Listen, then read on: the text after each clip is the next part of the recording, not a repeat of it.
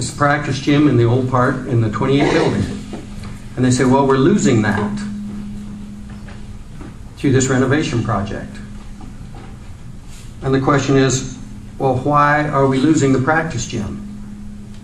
Well, we're losing the practice gym because it's no longer usable because the library is being moved down to the practice gym, and therefore it's no longer usable. Why is the library being moved down to the girls' gym? The library is being moved down to the girls' gym because we have to put a hallway inside the existing space that library is. Through the existing library, we need a hallway to go across there. The reason this is all come about is because of the fire marshal's report. This is what we're told. All right. Now, the reason is we've got a hallway going through the library. Why do we need a hallway going through the library? And I think in order to get a clear understanding of this, you need to picture this in your mind. And I had a hard time getting this pictured in my mind, and I went to school there. And I think that, Clay, you can probably explain this just a little bit better. Because this is critical to understanding. You have to get this picture right. We need the gym because we're losing the other gym, because the library is being moved, because there's got to be a hallway in the library. One is dependent upon the other, is dependent upon the other, is dependent upon the other. You got to follow that. Clay?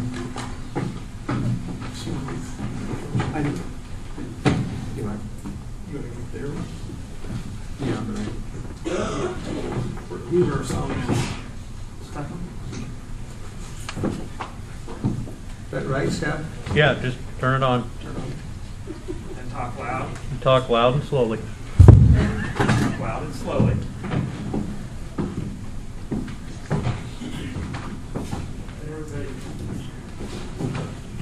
Anybody hear me? No. No.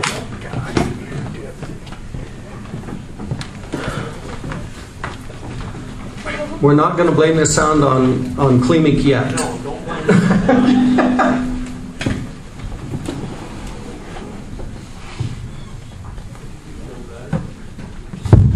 Test. Now, Hello. hello, hello, hello. Hello. Hook that pocket. Get it.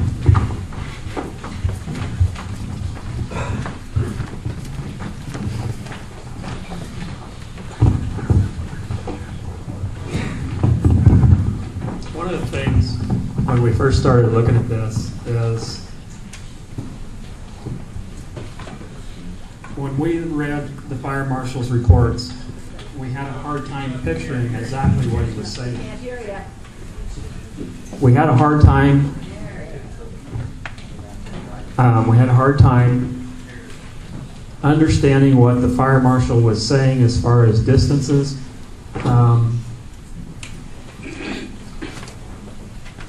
What on that sheet that we handed out, we've got 2 more violations that the fire marshal wrote. Number 29 is a no common path of travel shall exceed 75 feet or 100 foot if the building is sprinkled. It appears that the common path of travel from room 214 in the old building exceeds the common path distance. I don't think anybody has said this tonight, but I think everybody is in agreement that a sprinkler system is something that is needed. I don't think there's any argument from any side that there is a sprinkler system needed. So that's something that just has to be done.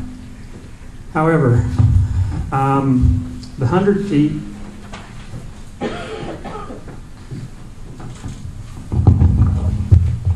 Alan and I measured this, and what they're talking about is the common travel is from 214 down through 213 down to this corridor where it hits both hallways where they can go out. This distance right here, from here to here, is 33 feet. There's 33 feet there, 11 here, 49 right here. So it does not exceed the 100 foot. And it doesn't matter because if it's sprinkled, it does not matter. There's no violation. So that part's okay.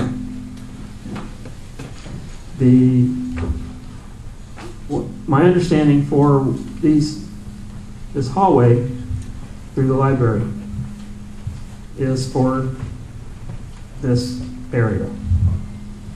There's a common path here, so you don't have to produce the common path. The other thing that is very difficult without looking at it and understanding it is on this violation 27.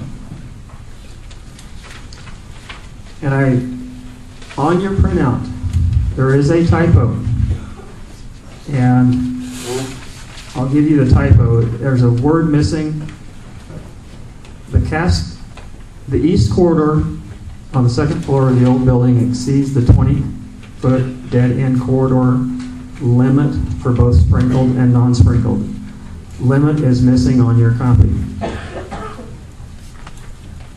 Limit for both sprinkled and non-sprinkled educational occupancies. The dead-end corridor shall be reduced to 20 foot or the building shall be protected by an approved automatic sprinkler system and the dead-end corridor reduced to 50 feet.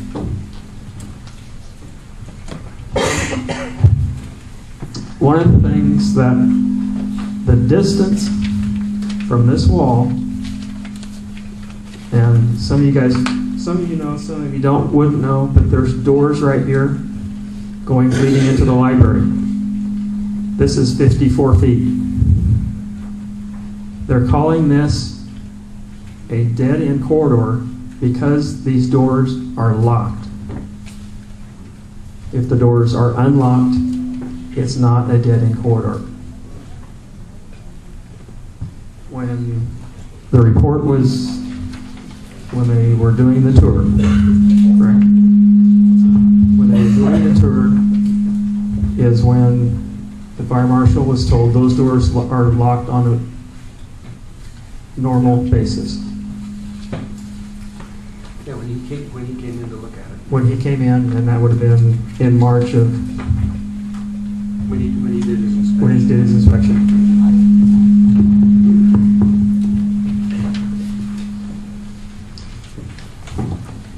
If you're going to lock these doors, then you can create the dead-end corridor. If you open them up, then you don't have to be building a hallway.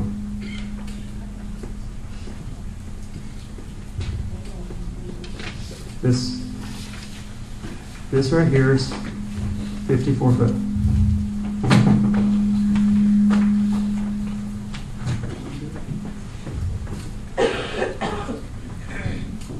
There's some stipulations about that door right there, but mainly it is keep it unlocked.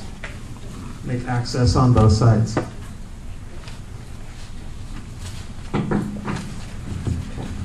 If you follow that,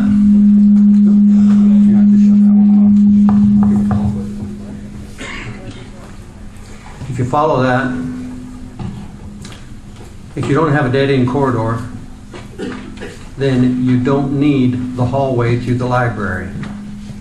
If you don't need the hallway to the library, then you don't need to move the library down to the gym. If you don't need to move the library down to the gym, then your gym is still usable. If the gym is still usable, then you don't need to build another gym. So we're building another gym because we have a locked door.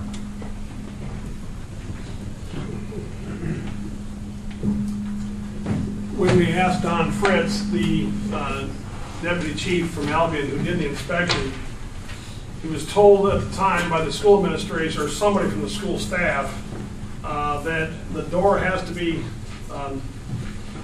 that they want it this way because they don't want the students going out that door, they wanted to go through the west doors, so they lock it. And I guess CARE talked about it and said, well, what would be wrong with unlocking it, putting a sign on both sides